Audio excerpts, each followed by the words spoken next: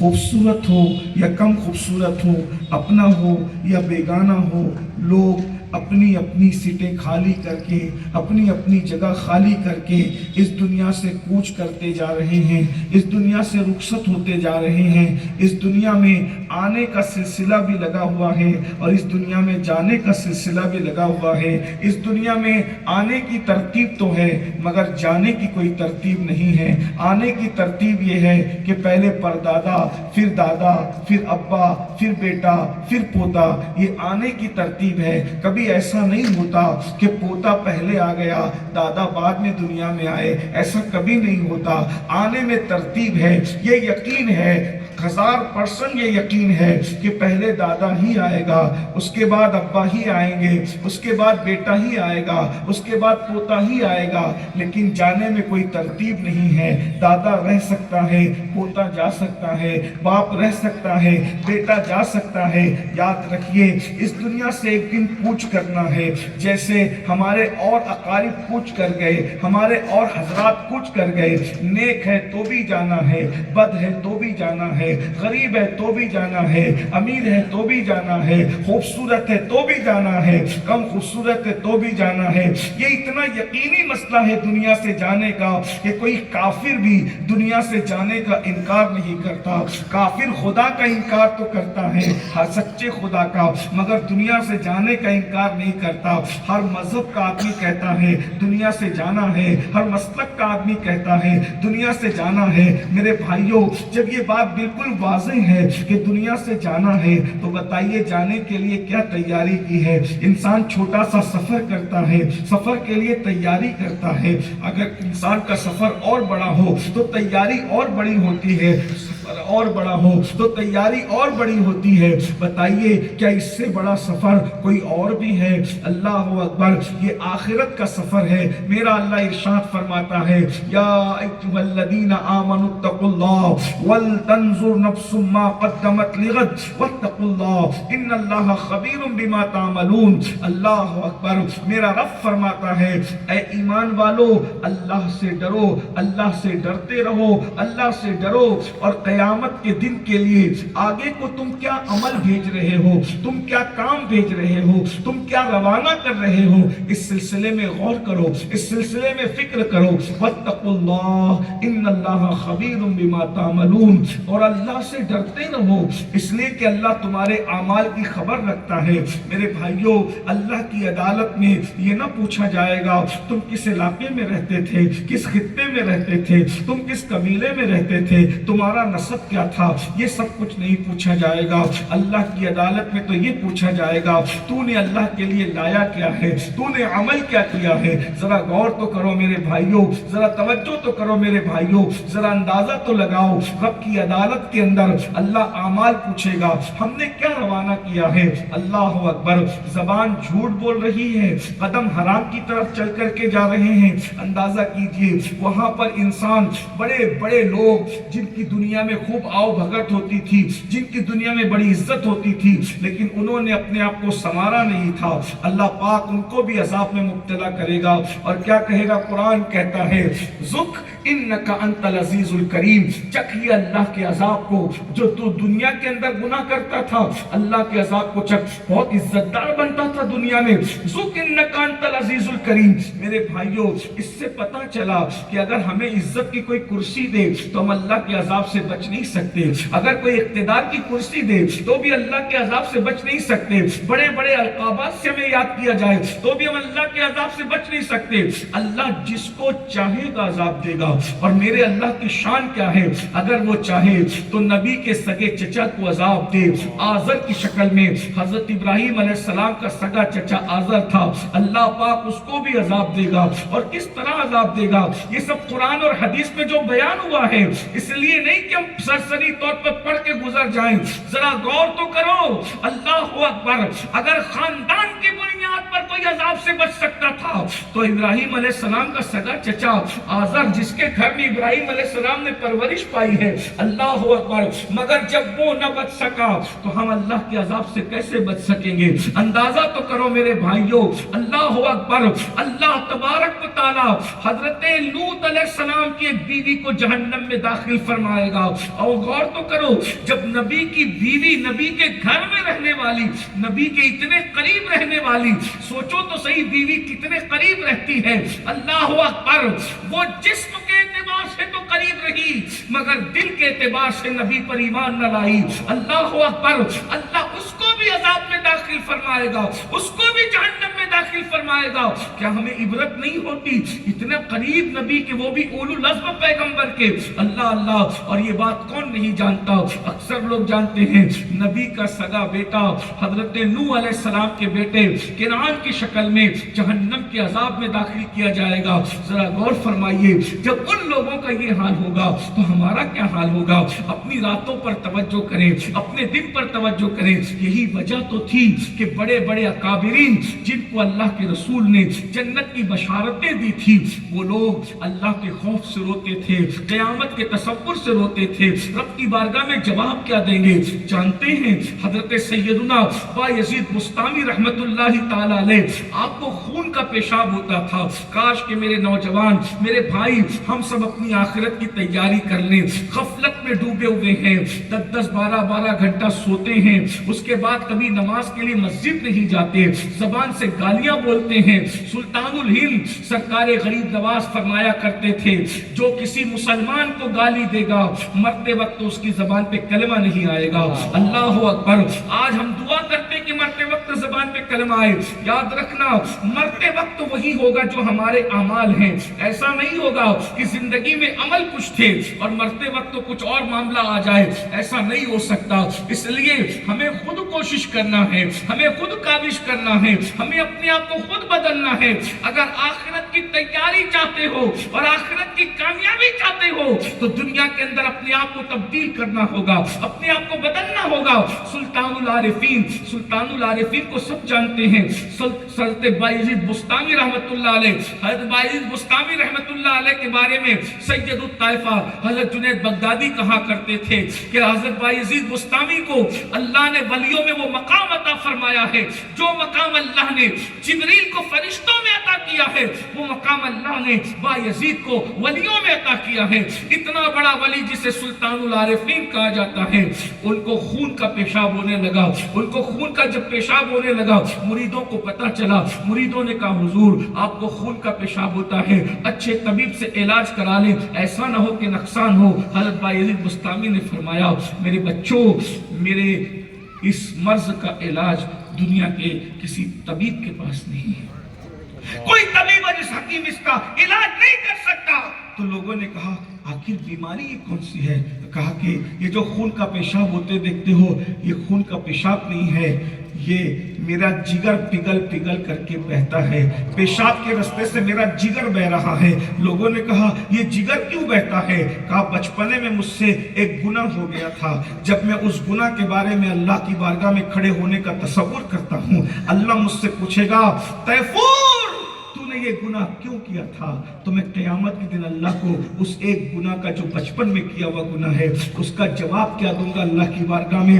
بس اسی تصور سے، خدا کی بارگاہ میں کھڑے رہنے کے تصور سے جب میں کانپتا ہوں تو میرا جگر اللہ کے خوف سے پگھلتا ہے جو پیشاب کے رستے سے بہتا ہے۔ تم سمجھتے ہو بیماری ہے، بیماری نہیں، یہ اللہ کا خوف ہے۔ مجھے بتاؤ بھائی بچپنے میں کیا گناہ کوئی کر سکتا ہے؟ یہ تو ان کی عاجزی تھی، یہ تو ان کی انکساری تھی۔ اب آپ مجھے بتائیں جو بچپنے میں نہ کردہ گناہ کو گناہ کہہ کر کے اپنے جگر کو پگھال رہے ہیں، سود کھانے والے لوگوں کو یہ تصور کیوں نہیں آتا؟ جھوٹی قسمیں کھانے والے لوگوں کو یہ تصور کیوں نہیں آتا؟ عورتوں پر پاپ کی نظریں ڈالنے والوں کو یہ تصور کیوں نہیں آتا؟ انٹرنیٹ کا ناجائز استعمال کرنے والوں کو یہ تصور کیوں نہیں آتا؟ کیا سوچتے ہو کہ اللہ ہمیں زندگی دے کر معاذ اللہ ہمیں بھول گیا ہے؟ نہیں نہیں، اللہ ہمیں بھولا نہیں ہے، وہ بھولنے سے پاک ہے۔ وہ کہتا ہے وَاتَّقُوا اللَّهَ إِنَّ اللَّهَ خَبِيرٌ بِمَا تَعْمَلُونَ، اللہ سے ڈرو، وہ تمہاری ہر چیز کی خبر رکھتا ہے، وہ تمہیں جانتا ہے۔ لوگوں کے سامنے آپ عزت دار بن جائیں، یہ لوگوں کو دھوکہ دیتے ہو، اللہ کے سامنے عزت دار نہیں بن سکتے۔ ام المومنین سیدہ عائشہ صدیقہ رضی اللہ تعالیٰ عنہ نے ایک بزرگ کو خط لکھ کر کے کہا تھا کہ انسان اگر 7 کمروں میں چھپ کر بھی گناہ کرتا ہے تو اللہ اسے دیکھتا ہے، اور گناہ وہ بدترین جرم ہے، 7 کمرے میں چھپ کے کرو گے تو بھی اللہ تمہارے گناہ سے لوگوں کو آگاہ کر کے تمہیں ذلیل کر دے گا، اور اگر 7 کمروں میں چھپ کر اگر تم نیکی کرو گے تو بھی اللہ اس نیکی کی خوشبو کو عالم میں پھیلا کر کے دنیا میں تمہیں معزز کر دے گا، عزت دار کر دے گا۔ آج دیکھیے ہم جب لوگوں کے سامنے بیٹھتے ہیں تو بڑی بڑی ولایت کی باتیں کرتے ہیں، اللہ والی باتیں کرتے ہیں، ہم سے بڑھ کر اللہ والی باتیں کون کرتا ہے؟ لیکن میرے عزیز میرے بھائی، جب ہم اکیلے میں رہتے ہیں تو شیطان کے دوست بن جاتے ہیں، شیطان کے کٹ پتلی بن جاتے ہیں، شیطان کے ہاتھ کا کھلونا بن جاتے ہیں۔ بہت بڑی منزل ہے، بہت بڑی منزل ہے۔ آئیے ذرا جلدی جلدی چلتے ہیں۔ اللہ اللہ، لوگ کیسے آخرت کو یاد کرتے تھے؟ آخرت کی لوگ کہتے تھے، ہمارے اسلاف کہتے تھے ہمیں شادیاں بھی نہیں کرنی، ہمارے پاس وقت نہیں، شادی کرنے کا وقت نہیں ہے۔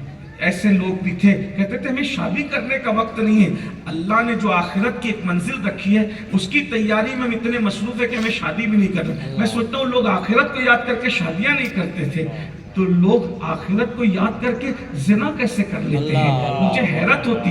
ایک مرتبہ آپ نے نام سنا ہوگا، بڑا مشہور نام ہے، میں کوئی نئی بات نہیں کر رہا ہوں، اللہ کرے بھولا ہوا سبق مجھے بھی یاد آئے آپ کو بھی۔ میں پہلے تقریر اپنے آپ سے کرتا ہوں پھر آپ سے کرتا ہوں، میں آپ سے الگ نہیں ہوں، بلکہ میں تو یہ تصور کرتا ہوں، میرا اللہ جانتا ہے، کوئی مائک پر میں چاپلوسی کی بات نہیں کر رہا ہوں، سچی بات کرتا ہوں۔ میں اپنے آپ کو یہ تصور کرتا ہوں کہ تقریر کی ضرورت جتنی زیادہ مجھے ہے اس سے زیادہ کسی کو نہیں ہے۔ آپ مجھ سے بہتر لوگ ہیں، بہت بہتر لوگ ہیں، اللہ کرے آپ کے صدقے میری مغفرت ہو۔ اور ایک بات یاد رکھنا، مغفرت کا اللہ نے کسی کا نام لے کے وعدہ نہیں کیا، چند لوگ ہیں جن کو انگلیوں پر آپ گن سکتے ہیں، بس ان کے ساتھ مغفرت کا وعدہ ہے، اور جن کے ساتھ وعدہ ہے ان کو بھی میں آپ کو بتا دوں جن کے ساتھ وعدہ ہے وہ کون ہے۔ اللہ اکبر، ایک تو انبیاء کی جماعت ہے، ان کے ساتھ مغفرت کا وعدہ ہے۔ اس کے بعد انبیاء کے بعد جن لوگوں کے ساتھ مغفرت کا وعدہ ہے وہ افضل البشر بعد الانبیاء بالتحقیق سیدنا صدیق اکبر ہے، سیدنا فاروق اعظم ہے، سیدنا عثمان غنی ہے، سیدنا مولا علی ہے،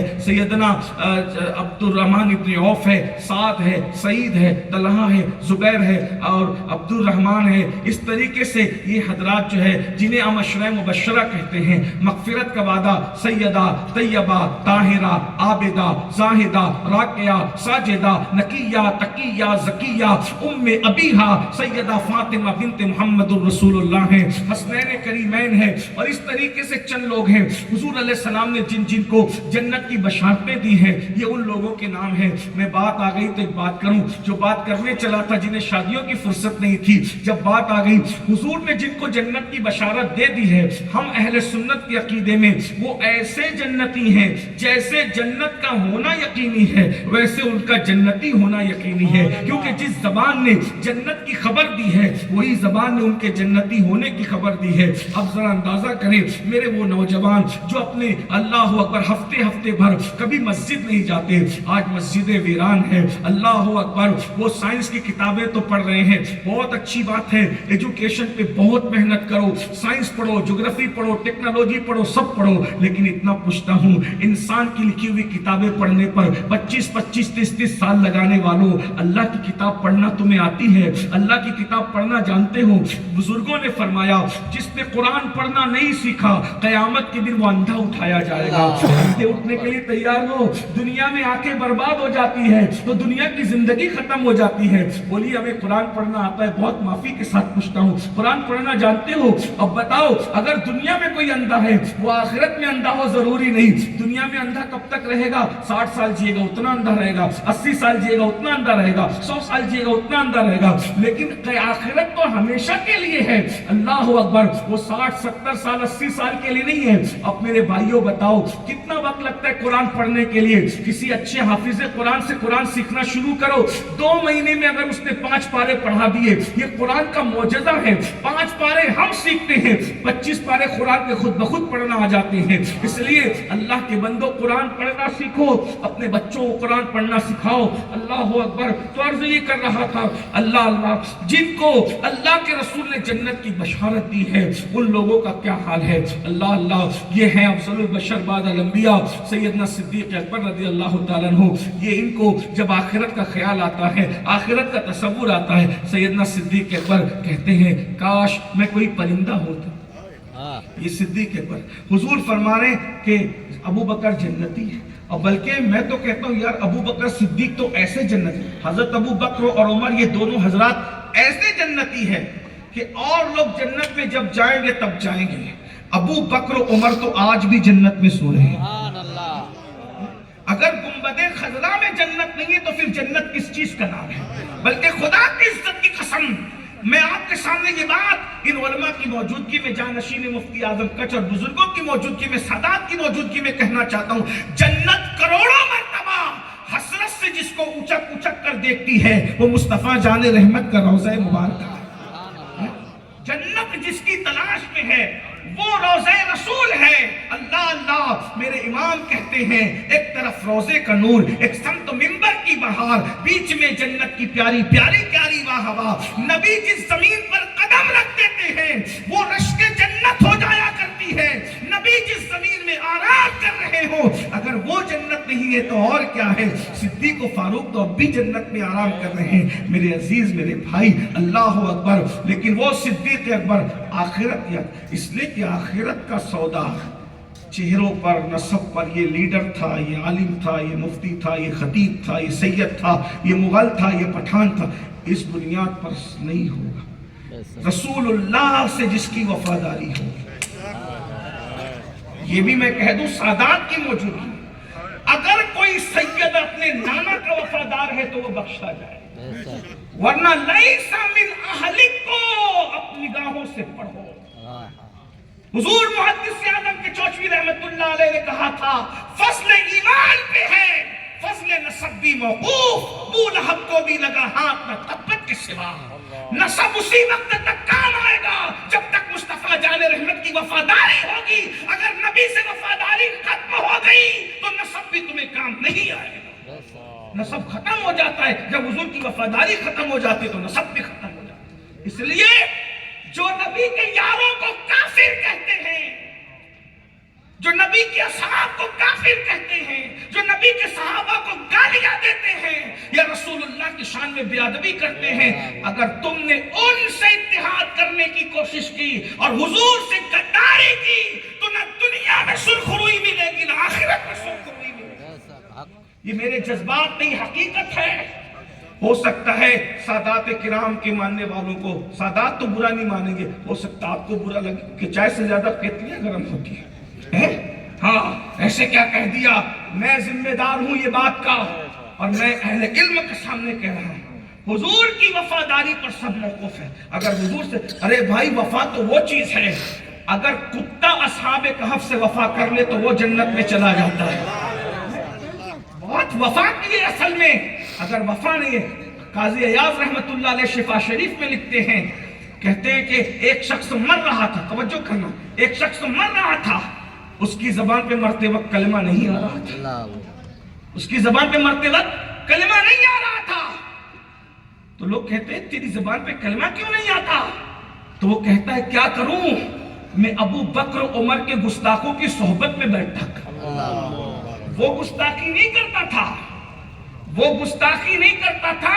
یہ قاضی ایاز اعلیٰ حضرت نہیں لکھ رہے، ابھی یہ قاضی ایاز لکھ رہے ہیں. کبھی کبھی لوگوں کو کوئی بات کہتے ہوتے ہیں وہ تو ابھی 100 سال کے بزرگوں کی باتیں ہوتی ہے، 100 سال کے بزرگوں کی. میں تو کہتا ہوں 100 سال دور کی بات ہے. اگر آج کا بچہ بھی حق ہے تو ہمیں اس کی بھی ماننا چاہیے. آپ 100 سال ناپتے نکلے، آپ 50 سال ناپتے نکلے. اللہ اکبر. قاضی ایاز لکھ رہے ہیں کہ اس کی زبان پہ مرتے وقت کلمہ نہیں آتا تھا. اس نے کہا میں ابو بکر و عمر کے گستاخوں کی صحبت میں بیٹھتا تھا. کلمہ نہیں آ رہا ہے، وہ گستاخی نہیں کرتا تھا، صرف گستاخوں کے ساتھ بیٹھتا تھا۔ اب بھی لوگوں کو سمجھ نہیں آتی، جو ابو بکر و عمر کے گستاخوں کے ساتھ بیٹھے، مرتے وقت اس کی زبان پہ کلمہ نہیں آتا، جو رسول اللہ کے گستاخوں کو اپنی بیٹیاں دے دے، ان کی بیٹیاں کر لے، ان کو اپنا سردی بنا لے، مرتے وقت ان کی زبانوں پہ کلمہ کیسے آئے گا؟ صرف بیٹھنے کے لوگ کہتے ہیں بیٹھنے سے کیا ہوتا ہے؟ یہ ہوتا ہے بیٹھ صدیق و فاروق کے گستاخوں کے ساتھ بیٹھنے سے ہی ہوتا، بتائیے نا۔ تو پھر ہم رسول اللہ کے ہم جان رہے ہیں یہ نبی کے علم غیب کے منکر ہیں، یہ نبی کو حاضر و ناظر نہیں مانتے، یہ لوگ جو ہیں رسول اللہ کو مردہ کہتے ہیں، ظالم کہتے ہیں کہ نبی اپنی بیٹی کی شفاعت نہیں کر سکتے۔ ایسے لوگوں سے رشتے جوڑ رہے ہیں، اپنے بچوں کو ان کے مدرسے میں پڑھنے بھیج رہے ہیں، اپنے بچوں کو ان کے ساتھ جب وہ اٹھنے بیٹھنے کے، مرنا ایک دن ضرور ہے۔ لوگ کہتے ہیں مولانا اپنی بات کرو، یہ اپنی ہی بات ہے، ہم کسی اور کی بات نہیں کریں۔ بہت ہوش کے ناخن، بہت کٹھن ہے ڈگر پن گھٹ کے، جنت آسان نہیں ہے، جنت اتنی سستی نہیں ہے جتنا لوگوں نے سمجھ رکھا ہے۔ آدھا تیتر آدھا بٹیر، با مسلمان اللہ اللہ با برہمن رام رام سب کرتے رہیں گے اور اس کے بعد بھی جنت ملے گی؟ نہ، اسلام صرف اسلام ہے، سب سے ہٹ کر کے ایک ہی راستہ ہے، صراط مستقیم۔ تیرے غلاموں کا نقش قدم ہے راہ خدا، وہ کیا بہک سکے جو یہ سراغ لے کے چلے۔ تو میں کیا عرض کر رہا تھا، بات دور نکلی۔ سیدنا صدیق اکبر رضی اللہ تعالیٰ عنہ جب آخرت کو یاد کرتے کہتے کاش میں ایک پرندہ ہوتا اور لوگ مجھے ذبح کر کے بھون کر کھا گئے ہوتے، تاکہ قیامت کے دن اللہ کی بارگاہ میں جواب دینے سے بچ جاتا۔ قیامت کے دن جواب دینے سے بچنے کے متعلق کہنے کاش میں پرندہ ہوتا، ذبح کر کے کھا گیا ہوتا کہ لوگ کھا لیتے۔ یہ صدیق اکبر کا فاروق اعظم کیا کہہ رہے ہیں، کہتے کاش میں ایک درخت ہوتا، لوگ مجھے کاٹ کر کے چولہے میں جلا دیتے اور میرا قصہ ختم ہو جاتا، تو میں قیامت کے دن اللہ کی بارگاہ میں جواب دینے سے بچ جاتا۔ سرکار مولا کائنات جس کے بیٹے جنتی جوانوں کے ساتھ، لوگ کہتے ہیں مولانا ہمیں اتنا نہ ڈراؤ، ہم تو غوث پاک کے مرید ہیں۔ میں یہ غوث پاک کے باپ 11ویں نمبر اوپر کے باپ کی بات کر رہا ہوں، حسنین کریمین کے بابا، جس کے بچے جنتی جوانوں کے سردار ہیں، جو ولیوں کا سردار ہے، جس کا نام لینے سے مصیبتیں ٹل جاتی ہیں، یہ مولا مشکل کشا۔ لوگ کہتے ہیں مولا علی جب اپنی آخرت کو یاد کرتے تھے، میں سوچتا ہوں مولا علی کیا مولا علی تھے؟ صدیق اکبر جس کے چہرے کو تکتے رہے اور کہتے ہیں کہ علی کو دیکھنا عبادت ہے۔ سبحان اللہ۔ اور فرمائے نبی کے مصلی کا پہلا امام جس کے چہرے کو دیکھ کر عبادت کرتا ہو، وہ مولا مشکل کشا جب آخرت کو یاد کرتے تھے تو اپنی داڑھی پکڑ کے کہتے تھے اللہ مجھ پہ رحم فرما۔ اور یہ کہتے ہوئے جب روتے تھے مولا مشکل کشا تو ایسے تڑپتے اور سسکتے تھے، کہنے والے دیکھنے والے دو قول بیان کرتے ہیں، کہتے ہیں جس کسی جوان عورت کا ننھا سا بچہ مر جائے تو وہ عورت کیسے تڑپ کے بلک کے روتی ہے اپنی گود اجڑنے کی وجہ سے، ہم مولا علی کو ایسے روتے دیکھتے تھے۔ جیسے کسی کو سانپ ڈستا ہے تو وہ کس طرح سے تڑپتا ہے، اسی طریقے سے ہم مولا علی کو آخرت کی یاد میں تڑپتا ہوا دیکھتے تھے۔ ہمیں کیا ہو گیا ہے؟ جن کی زندگی اتنی پاکیزہ تھی کہ فرشتے جن کی زندگی پہ رشک کرتے ہوں، ایسے لوگ آخرت کو یاد کر کے رو رہے۔ اپنے آپ میں تھوڑی دیر ڈوب کے میں بھی اور آپ بھی سوچوں، ہمیں پیسوں کے گم ہو جانے پہ تو رونا آتا ہے، کاروبار کی مندی پر تو رونا آتا ہے، ہمیں سر درد ہونے پر بھی رونا آتا ہے، حتیٰ کہ کچھ لوگ تو ایسے کہ بکری کے گم جانے پر بھی رونا آتا ہے۔ ایسا بھی ہوتا ہے گھر مائیں اور بہنیں بیٹھی ہو، اگر دودھ پھٹ جائے تو اس پہ بھی عورتیں رو پڑتی ہیں، دوست بچھڑ جائے تو رونا آتا ہے۔ کبھی ہم اپنے اعمال کو بھی یاد کر کے آج تک روئے اکیلے میں؟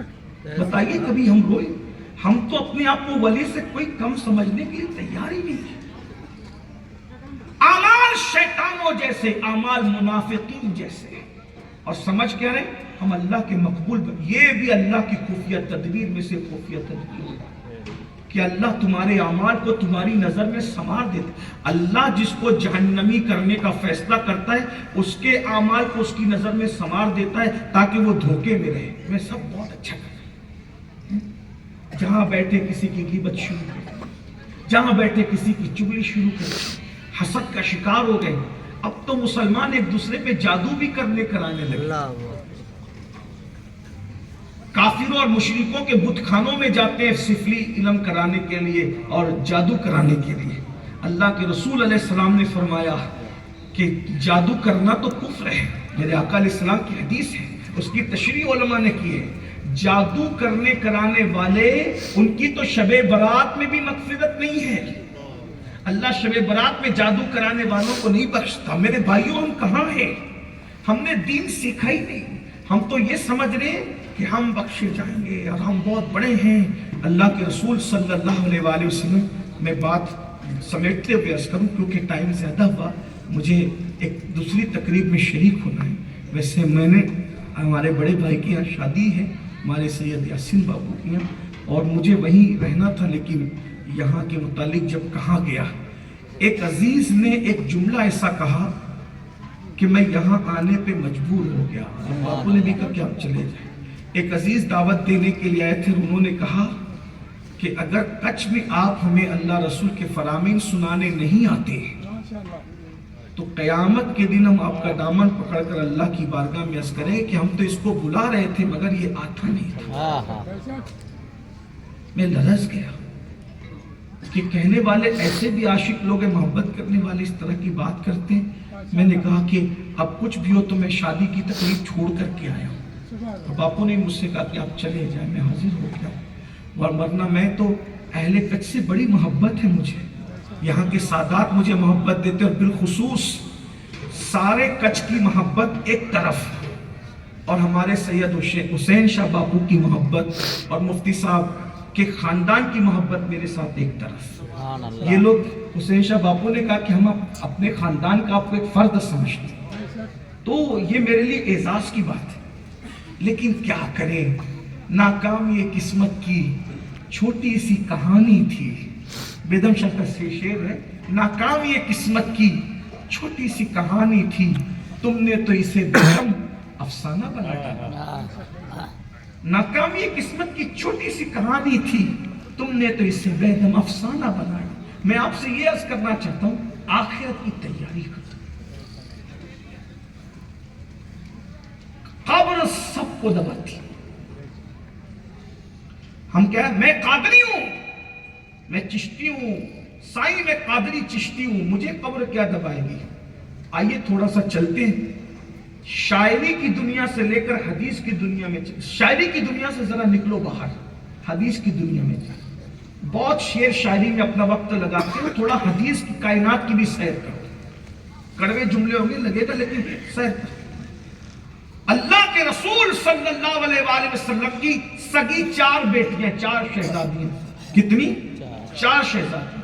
اور چاروں شہزادیوں میں سے 3 شہزادیاں رسول اللہ کی ظاہری حیات میں دنیا سے تشریف لے گئی. حضور حیات تھے ظاہری طور پہ, تبھی تینوں شہزادیاں دنیا سے تشریف لے گئی. ایک شہزادی صحابہ موجود رہی, مخدومہ کائنات سید ملکہ فردوس بری, ام الحسنین ام ابیہا, میرے نبی کی سب سے لاڈلی شہزادی, اور وہ بھی حضور کے جانے کے 6 مہینے کے بعد دنیا سے چلی گئی. حضور کے سارے اولاد بہت مختصر سی عمر میں دنیا سے چلے گئے. اس کا مطلب یہ ہے کہ دنیا اگر بہت اچھی ہوتی تو اللہ تعالیٰ نبی کے بیٹوں کو بیٹیوں کو اس دنیا میں ہمیشہ رکھتا. محبوب کی اولاد کا بھلا کون نہیں چاہتا؟ محبوب کی اولاد کا بھلا کون نہیں چاہتا؟ محبوب کا بھلا کون نہیں چاہتا؟ جو محبوب کا برا چاہے یہ محبت ہی نہیں. تو پتہ چلا دنیا میں رکھنا بھلا چاہنا نہیں ہے, اپنے پاس بلا لینا بھلا چاہنا. تو آقا علیہ السلام نے فرمایا حیاتی خیر لکم و مماتی خیر لکم, میرا دنیا میں رہنا بھی تمہارے لیے خیر ہے اور دنیا سے جانا بھی تمہارے لیے خیر ہے. اور یہ بات بھی آپ سے کہہ دوں, یہ دنیا میں جتنی راحت اور آرام ہے اس سے بہت زیادہ آرام قبر میں ہے انشاءاللہ. اگر حضور علیہ السلام سے وفاداری کرو, بس ایک میں پوائنٹ رکھنا چاہ رہا ہوں, حضور سے وفاداری کرو, اللہ کے محبوب سے وفاداری کر لو, یہ دنیا سے بہتر قبر، ابھی جنت کا ذکر نہیں کرتا، صرف قبر کا ذکر کرتا۔ قبر جنت نہیں ہے، جنت کے باغوں میں سے ایک باغ ہے۔ اور اللہ کے رسول فرماتے ہیں کہ نبی کے وفادار کے لیے قبر اتنی بڑی کر دی جاتی ہے کہ مشرق سے مغرب تک کی قبر لمبی چوڑی کر دی جاتی ہے۔ لوگ سمجھتے ہیں کہ یہ 2 گز زمین ہے، ہم تو نبی پر ایمان لانے، غیب پہ ایمان لانے والے لوگ ہیں۔ اللہ اکبر فرماتے ہیں، اللہ کے رسول علیہ الصلوۃ والتسلیم ارشاد فرماتے ہیں کہ قبر میں جنت کا بستر بھی ہوتا ہے، قبر میں نہریں بھی ہوتی ہیں، قبر میں درخت بھی ہوتے ہیں، قبر میں جنت کی ہوائیں بھی ہوتی ہیں، قبر میں جنت کا لباس بھی ہوتا ہے۔ لوگ سمجھ رہے ہیں کہ 2 گز زمین ہے بیچاری ایسے پڑا ہوا ہے، ایسے پڑا ہوا نہیں ہے، وہ تو مزے لے رہا ہے، مزے لے رہا ہے۔ اور آپ کے ہفتے گزرتے ہیں، مہینے گزرتے ہیں، 2 سال 5 سال 10 سال 20 سال صدی 2 صدی، وہاں کچھ نہیں گزرتا۔ وہاں بس اتنا ہے، مزے میں آدمی ایسے مست ہوتا ہے کہ بس ادھر آنکھ بند ہوئی ادھر آنکھ کھل گئی۔ اور قبر کیا ہے میرے بھائی؟ نبی سے وفاداری کر لو تو قبر میں نبی کا دیدار ہو، سبحان اللہ، حضور کا دیدار ہو۔ تو مجھے دیکھ لے، میں تجھے دیکھ لوں، دیکھنے کا مزہ آج کی رات۔ آج پھولے نہ سمائیں گے کفن میں آسی، قبر کی شب کس گل سے ملاقات کی رات۔ میں اپنے اکثر ساتھیوں کو کہتا ہوں، جتنی خوشی مدینے جانے میں ہوتی ہے، عاشقوں کو خوشی اس سے زیادہ مر جانے میں ہوتی ہے۔ جتنی خوشی عاشقوں کو مدینے شریف جانے میں ہوتی ہے، اس سے زیادہ خوشی مر جانے میں ہوتی ہے۔ کیوں؟ کیونکہ مدینے جاؤ تو گنبد نظر آتا ہے اور مر جاؤ تو گنبد والا نظر آتا ہے۔ غور تو کریں، گنبد دیکھنے میں جو مزہ ہے، گنبد والوں کو دیکھنے میں کیا؟ اور یہاں تو گنبد دیکھتے دیکھتے کوئی ہاتھ پکڑ کے ہٹا بھی دیتا ہے، چلو وقت تو وہ ہٹ جاؤ، مگر وہاں تو کوئی ہٹانے والا بھی نہیں ہے۔ جی بھر کے دیکھتے رہو، دیکھتے رہو اور دیکھتے رہو۔ فرماتے میرے امام کہتے قبر میں لہرائیں گے تا حشر چشمے نور کے، جلوہ فرما ہوگی جب طلعت رسول اللہ۔ خاک ہو کر عشق میں آرام سے سونا ملے۔ اگر قبر میں آرام سے سونا چاہتے ہو، کرنا کیا ہے؟ نبی سے عشق کر۔ خاک ہو کر قبر میں آرام سے سونا ملا، جان کی اکسیر ہے الفت رسول اللہ کی، جان کی اکسیر ہے الفت رسول اللہ کی۔ خاک ہو کر عشق میں آرام سے سونا ملا، جان کی اکسیر ہے الفت رسول۔ لیکن اگر دیکھو قبر پھر قبر ہے، قبر قبر ہے، قبر کا انداز سب کے ساتھ یکساں ہے، بس جو نبی کا وفادار ہے اس کے ساتھ کچھ معاملات تھے۔ تو نبی کی 4 شہزادیاں، ان میں سے ایک شہزادی سیدہ زینب ہے، سیدہ زینب ہے۔ ایک تو زینب سرکار امام حسین کی بہن ہے جو کربلا میں تھی، اور ایک سیدہ زینب امام حسین کی سگی خالہ بھی ہے۔ حضور کو زینب نام اتنا پسند تھا کہ حضور کے گھر میں 4 زینب تھی۔ سبحان اللہ، 2 بیویوں کا نام زینب رکھا، ایک بیٹی کا نام زینب رکھا، اور ایک نواسی کا نام زینب۔ حضور کی ظاہر زینب نام بہت پسند ہے۔ اس کی وجہ یہ ہے کہ پھر زینب ہے، یہ عنوان آج کا نہیں ہے، کبھی یاد رہا تو اس پہ بات کریں گے۔ زینب پھر زینب، تو حضور کو زینب نام سے بہت پیار تھا۔ اللہ اکبر۔ تو حضور کی جو سب سے بڑی شہزادی ہے سیدہ زینب بنت محمد رسول اللہ صلی اللہ علیہ وسلم، ان کا وصال، تو حضور علیہ السلام کی آنکھوں میں آنسو تھے۔ تو پوچھنے والوں نے پوچھا حضور کیوں رو رہے ہیں؟ فرمایا میری بیٹی کی محبت میں رو رہا ہوں، کیونکہ قبر نے زینب کو ایسے دبایا ہے۔ کس کا ذکر؟ یا ابھی مریدوں کا ذکر نہیں ہو رہا بھائی، ابھی غوث پاک غریب نواز کے مریدوں کا ذکر نہیں ہو رہا۔ پورا مت ماننا، میں کوئی آپ کے سامنے یعنی کہ بزرگوں کی گستاخی لے کر نہیں آیا، اور میں تو لعنت کرتا ہوں بزرگوں کے گستاخوں پر، لیکن جو حقیقت ہے وہاں، اور میں کہاں سے پڑھ رہا ہوں اس کو بھی میں آپ کو حوالہ دے دوں تاکہ آپ گھر جا کے اس کو چیک کر لینا۔ شرح الصدور میں علامہ جلال الدین سیوطی رحمۃ اللہ علیہ لکھ رہے ہیں، جلال الدین سیوطی کہ اللہ کے رسول علیہ السلام فرماتے ہیں میری بیٹی زینب کو قبر نے ایسے دبایا کہ انسان اور جنات کے سوا سب نے اس دبانے کی آواز کو سنا۔ فرمایا اگر قبر کے دبانے سے کوئی بچ سکتا تھا، حضور علیہ السلام کی حدیث، حضور کی سب سے بڑی بیٹی، سب سے بڑی شہزادی، آقا علیہ السلام فرماتے میری بیٹیوں میں سب سے اچھی بیٹی میری زینب ہے، سب سے افضل بیٹی سیدہ فاطمہ ہے۔ فرماتے ہیں میری سب سے اچھی بیٹی.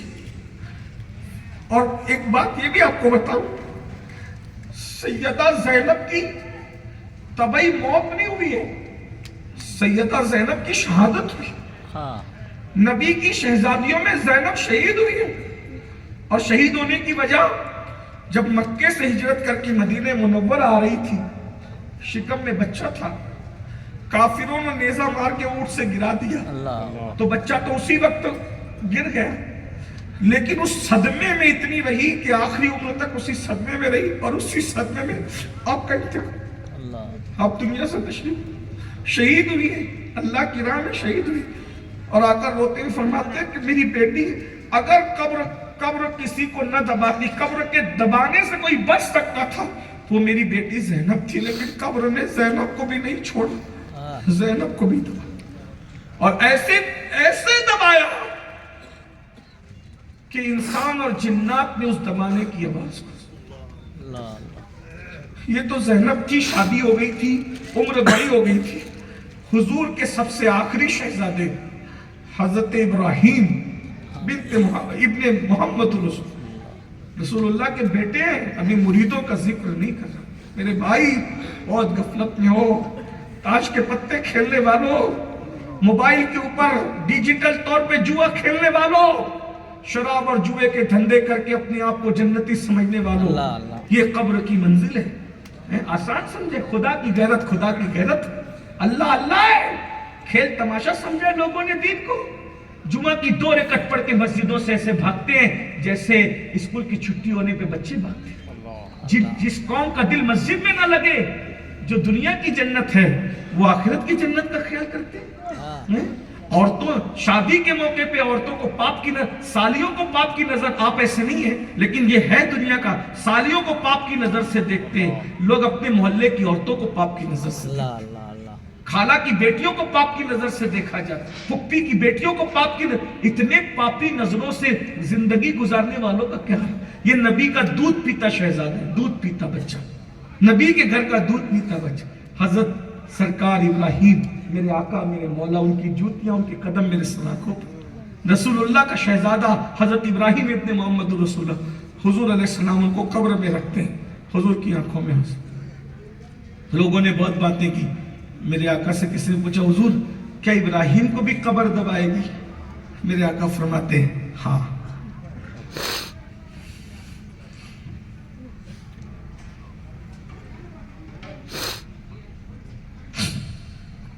نبی کا دودھ نبی کے گھر کا دودھ پیتا بچہ. آقا فرماتے ہیں ہاں دبائے گی, مگر اتنا ہے کہ سب کو دبانے کی کیفیت الگ ہے. سب کو دبانے کی کیفیت الگ الگ, عمل کے حساب سے دبائے, انسان کے حساب سے دبائے گی. صحابہ کرام نے پوچھا حضور آپ کے وفادار کو کیسے دبائے گی؟ تو میرے آقا علیہ السلام فرماتے بلی کو دیکھا ہے, بلی چوہے کو بھی پکڑتی ہے اور بلی اپنے بچے کو بھی پکڑتی ہے. دونوں کو منہ میں پکڑتی, دانت میں پکڑتی, دونوں کو. لیکن چوہے کو پکڑتی ہے تو اس کو خونہ خون کر دیتی ہے, اس کو مار ڈالتی ہے, اور اپنے بچے کو دانت کا نشان تک نہیں لگنے دیتی. تو میرے آقا علیہ السلام فرماتے ہیں قبر جب غدار کو دبائے گی تو اس کی پسلیاں آپس میں مل جائیں گی. قبر جب بے نمازی کو دبائے گی اس کی پسلیاں آپس میں مل جائیں گی. قبر جب زانیوں کو, شرابیوں کو, جواریوں کو, اللہ رسول کے غداروں کو دبائے گی, پسلیاں آپس میں مل جائے گی. اور جب قبر نبی کے وفاداروں کو دبائے گی تو ایسے دبائے گی جیسے برسوں سے ماں بچے جدا ہوتے ہیں تو ماں کس طریقے سے اپنے بچے کو اپنے سینے سے لگاتی ہے, آقا فرماتے قبر بھی اسی طریقے سے اپنے سینے سے لگائے, اس طریقے سے دبائے گی. اب یہ گارنٹی کون لائے کہ امین القادری کو ماں کی طرح دبائے گی؟ یہ گارنٹی کون دے؟ یہ جو آپ کو اسٹیجوں پہ کہتے ہیں نا لوگ تم سب جنتی ہو, تم سب, امید کرو امید.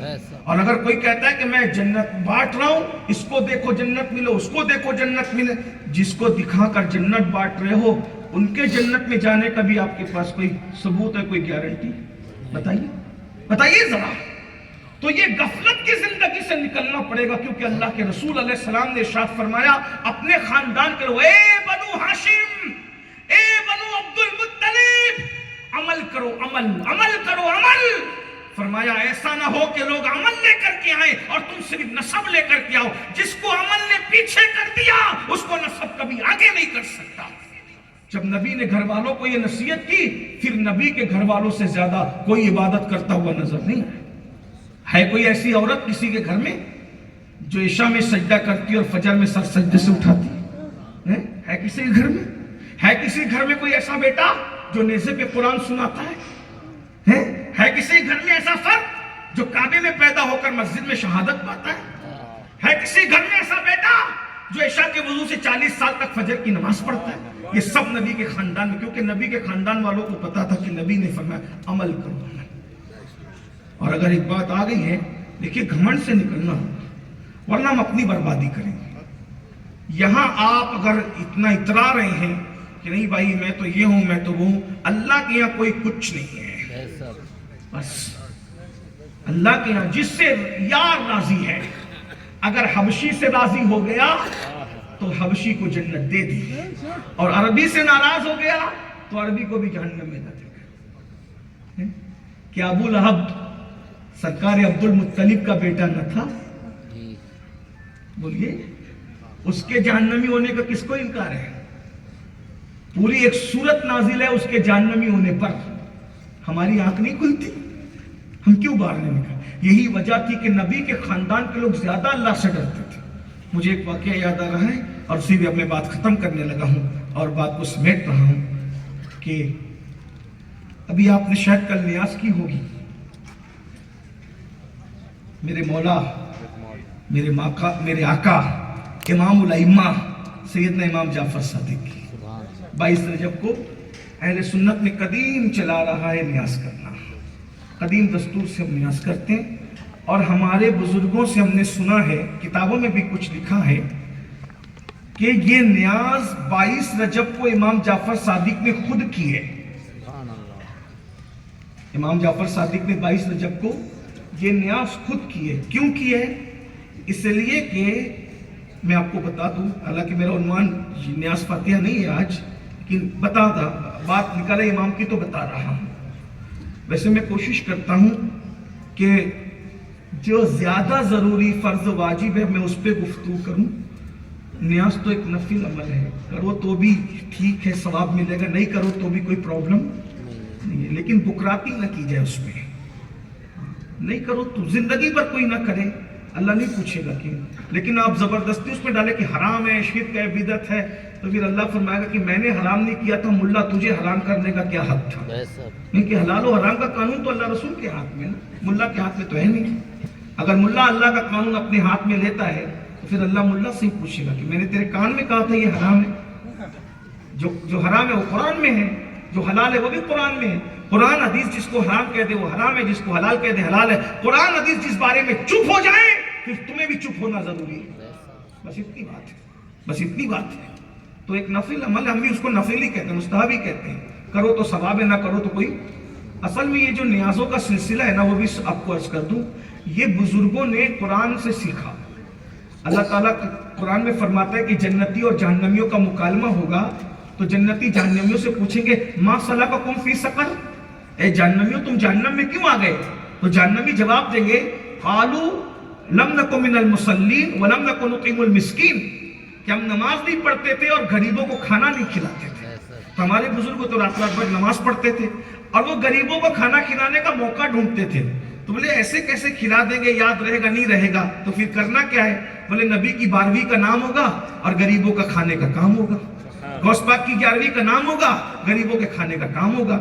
غریب نواز کی 6ٹی کا نام ہوگا اور غریبوں کے کھانے کا کام ہوگا. امام جعفر صادق کا نام ہوگا, غریبوں کے کھانے کا کام ہوگا. امام حسین کی 10ویں عاشورہ کا نام ہوگا اور غریبوں کے کھانے کا کام ہوگا. پھر لوگ کہتے ہیں یہ کھچڑا ہی کیوں بناتے ہیں, یہ پوری کیوں بناتے ہیں؟ میں نے کہا یہ بھی غریبوں کی محبت میں, کیونکہ تم پر تو چربی چڑھی ہے, تم مدرسے کا چندہ چرا کر جو چاہے کھا لو پی لو, لیکن یہ غریب بیچارے ایسے ہیں کہ سال سال بھر بیت جاتے کبھی یہ پوری کی شکل نہیں دیکھتے. بولے چلو بھئی امام کے وقت میں پوری ہی بنائیں گے، اس لیے کہ پوری ہی بنے گی تو ان کو کھلا دی جائے گی تو ان کی روح تر ہو جائے گی۔ یہ اس طریقے سے بریانی گوشت پاک کے نام پہ بنے گی تو ایک اچھا کھانا۔ دیکھیں نیاز میں ہمارے یہاں ہمیشہ اچھے کھانے بنتے ہیں، کیوں؟ کیونکہ جو اچھا کھانا نہ کھا سکے ان کو کھلاؤ، ایک عنوان ہے۔ لیکن بہرحال تو آپ نے امام جعفر صادق نے نیاز کیوں کی، 22 رجب کو کیوں نیاز؟ اس کی وجہ یہ بیان کی جاتی ہے کہ نبی کے گھر میں جو سب سے پہلا غوث ہوا ہے نبی کی اہل بیت میں، وہ مولا علی ہے۔ غوث مطلب غوث اعظم۔ آپ ایک ہی غوث اعظم کو جانتے ہیں لیکن ایک غوث اعظم نہیں ہے۔ میں آپ کو آج تھوڑی سی یہ بھی بات عرض کرتا ہوں۔ علامہ شامی فتاوی شامی میں لکھتے ہیں، جس کو علامہ شامی جو ہے یہ فتاوی شامی کے مصنف ہے سید محمد امین ابن عابدین شامی، علامہ شامی، ان کا ایک رسالہ ہے اجابت الغوث۔ اس پہ انہوں نے لکھا ہے جو آسمان سے بارش برستی ہے نا وہ غوث کے صدقے میں برستی ہے، جو پودے اگتے ہیں نا، یہ علامہ شامی لکھ رہے ہیں اجابت الغوث میں، مسلمانوں سے جو مصیبت ٹلتی نہیں اللہ والوں کے صدقے ٹلتی ہے، بنائے ٹلتی ہے۔ آپ کیا سمجھتے ہیں؟ آپ کہتے ہیں ارے ابھی مرتے مرتے بچا، تو کیا مرتے مرتے؟ آپ تو کہتے ہیں کہ ارے مرتے مرتے بچا، تو کیوں بچا؟ وہ کسی اللہ والے کی نظر کام آ گئی، کسی اللہ والے کی دعا کام آ گئی۔ آپ کیا سمجھتے ہیں؟ تو زمانے میں ہر زمانے میں غوث اعظم ہوتا ہے، ایک غوث اعظم۔ تو نبی کے خاندان میں سب سے پہلا جو غوث ہوا ہے اس غوث کو دنیا امام المشارق والمغارب حل لمشکلات والنوائب اخی رسول و زوج البتول سیدنا علی ابن ابو طالب کہتے ہیں۔